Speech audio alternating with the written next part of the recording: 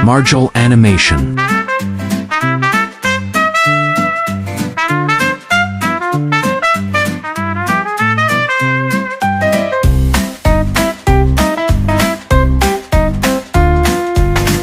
Problema sa gobyerno, Pinoy Style. Mga kababayan, napansin nyo ba sa Pilipinas, hindi ka maubusan ng problema? Kasi kahit wala ka pang problema, bibigyan ka ng gobyerno. Traffic solutions.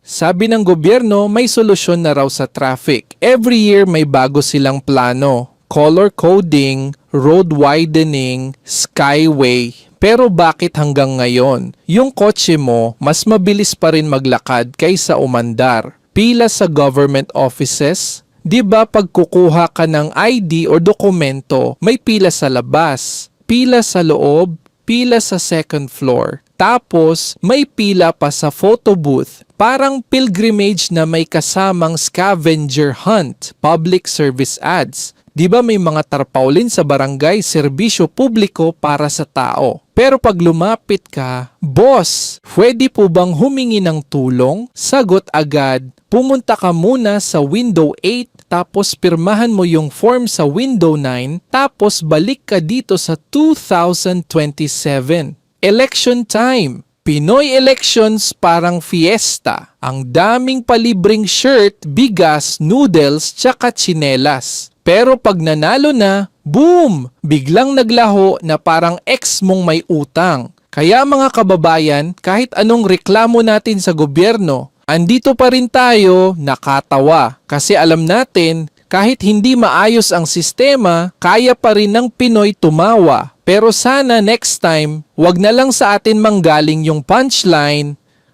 Salamat po. Ako po si Marjol Animation.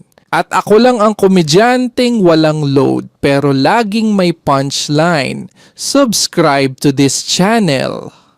Marjol Animation.